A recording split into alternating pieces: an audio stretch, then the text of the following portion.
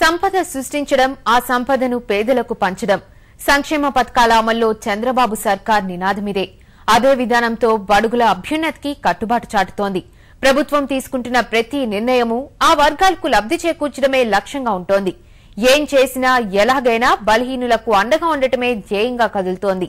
రాష్ట్రం నుంచి పేదరికాన్ని పారదోలి ఆనంద ఆంధ్రప్రదేశ్ సాధనతోనే జీవితానికి సార్థకత అంటున్నారు ముఖ్యమంత్రి చంద్రబాబు. ఆ దిశగానే అడుగులు వేస్తున్నారు.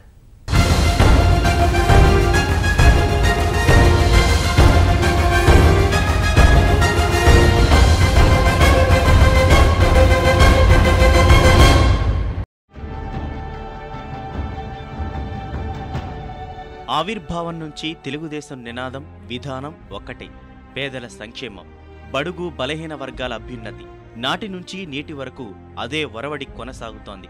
బడుగులకు రాజకీయ అవకాశాలు కల్పించడమే కాదు, ఉన్నత స్థానాలకు ఎదిగేలా తోడ్పాటు అందించింది. పదవులతో కొందరిని సంతృప్తపరిచి సరిపెట్టుకోకుండా ఆ వర్గానంతటినీ పైకి తీసుకొచ్చే కార్యాచరణతో అడుగులు వేస్తూనే ఉంది. ఉమ్మడి రాష్ట్రంలో 9 ఏళ్లు ముఖ్యమంత్రిగా ఉన్నప్పుడు, ప్రస్తుతం నవ్యాంధ్ర ఏర్పడ్డాక కూడా బడుగుల సంక్షేమానికి చంద్రబాబు కట్టుబాటు చాటుతూనే ఉన్నారు. పథకాలు చేపట్టడంలోనూ, నిధులు కేటాయింపులోనూ అదే ఒరవడి కొనసాగిస్తున్నారు. నవ్యాంధ్ర పగ్గాలు చేపట్టాక ప్రవేశపెట్టిన తొలి పూర్తిస్థాయి బడ్జెట్లో చంద్రబాబు సర్కారు తన మార్కు ప్రదర్శించింది. దేశంలోనే తొలిసారిగా బీసీ ఉప ప్రణాళిక తీసుకొస్తూ 2015-16 బడ్జెట్లో 6,640 కోట్లు కేటాయించింది.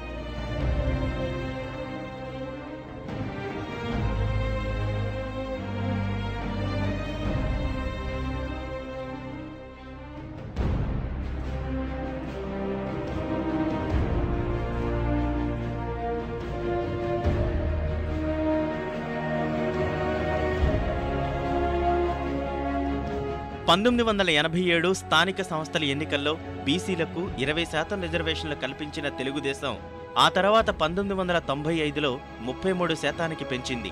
అలాగే 1987లో ఎన్టీఆర్ నేషనల్ ఫ్రంట్ చైర్మన్గా ఉన్న సమయాన ఉద్యోగాల్లో బడుగులకు 27% రిజర్వేషన్లు కల్పించి చట్టబద్ధం చేసింది. ఒక అడుగు ముందుకేసిన చంద్రబాబు ప్రభుత్వం చట్టసభలైన అసెంబ్లీ, పార్లమెంట్లోనూ బీసీలకు 33% రిజర్వేషన్లు కల్పించాలంటూ శాసనసభలో తీర్మానం చేసింది. ప్రత్యేక మంత్రిత్వ శాఖ ఉప ప్రణాళికకు 25% నిధులు ఇవ్వాలని కూడా కోరింది. ఈ తీర్మానాలను కేంద్రానికి పంపింది. ఇటీవల బడ్జెట్లో బడుగుల సంక్షేమానికి అన్ని రకాలుగా పెద్దపీట వేసింది.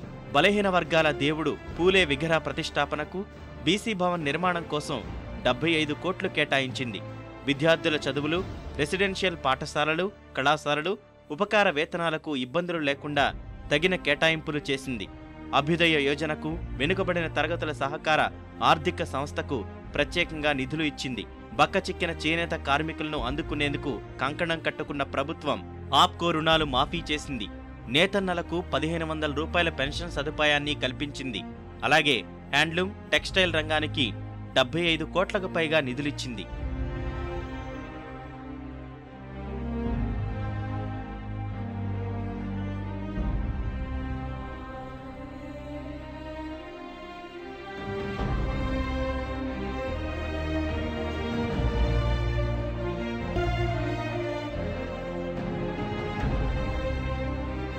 రాష్ట్రంలో చేపల వేటతో ఉపాధి పొందుతున్న కుటుంబాలు వేలాదిగా ఉన్నాయి.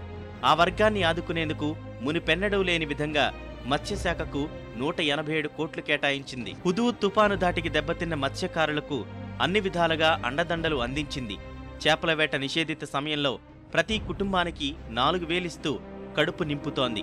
అలాగే గీత కార్మికుల సంక్షేమానికి కట్టుబడుతూ తాటి, ఈతవనాల పెంపకానికి భూములు కేటాయించింది. గీత కార్మికుల పింఛను 1,500 రూపాయలకు పెంచింది.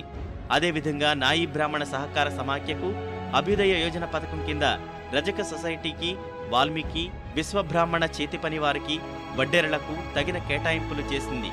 వారి ఉపాధికి ఢోకా లేకుండా జాగ్రత్తలు తీసుకుంది.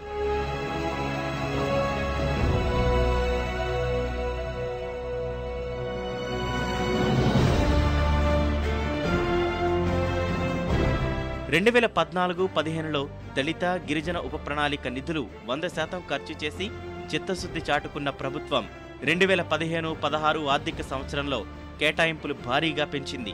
ఎస్సీ ఉప ప్రణాళికకు 5,878 కోట్లు, ఎస్టీ ఉప ప్రణాళికకు 1,908 కోట్లు ఇచ్చింది. ఇక ఒకప్పుడు ఎస్సీ కార్పొరేషన్కు సగటున 60 కోట్లు మాత్రమే నిధులు ఇస్తుండగా చంద్రబాబు సర్కారు 1000 కోట్లు సమకూరేలా చర్యలు చేపట్టింది. చంద్రన్న సంక్షేమ పాలన కార్యక్రమం ద్వారా ఈ ఆర్థిక సంవత్సరంలో ఎస్సీలకు 600 కోట్ల విలువైన మౌలిక వసతులు కల్పించిన ప్రభుత్వం ఫిబ్రవరి, ఏప్రిల్ మధ్య జరిగిన సంక్షేమ పాలన యాత్రల ద్వారా దాదాపు 48,000 మందికి లబ్ధి చేకూర్చింది. ఎస్టీల సంక్షేమానికి పెద్దపీట వేస్తూ గిరిజన బాలికల వివాహాలకు 50,000 సాయం అందించేలా గిరిపుత్రిక కళ్యాణ పథకానికి శ్రీకారం చుట్టింది. విద్యా సంస్థల నిర్మాణానికి 127 కోట్లిచ్చింది. తొలిసారిగా గతేడాది ఆగస్టు 9న ప్రపంచ ఆదివాసీ దినోత్సవాన్ని ఘనంగా నిర్వహించింది. అలాగే ఎస్సీ ఎస్టీ విద్యార్థులకు నాణ్యమైన విద్య అందించేందుకు వసతి గృహాలను దశలవారీగా రెసిడెన్షియల్ పాఠశాలలుగా మారుస్తోంది.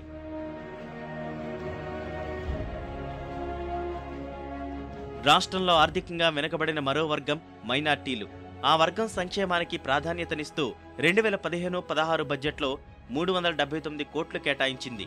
మైనార్టీల ట్యూషన్ ఫీజు పథకం ద్వారా వేలాది మంది విద్యార్థులకు బోధనా రుసుములు అందించింది. నిరుద్యోగ యువతకు ఉపాధి కల్పనే ధ్యేయంగా బ్యాంకులతో సంబంధం లేకుండా నేరుగా 50,000 వరకు రుణాలు అందిస్తోంది.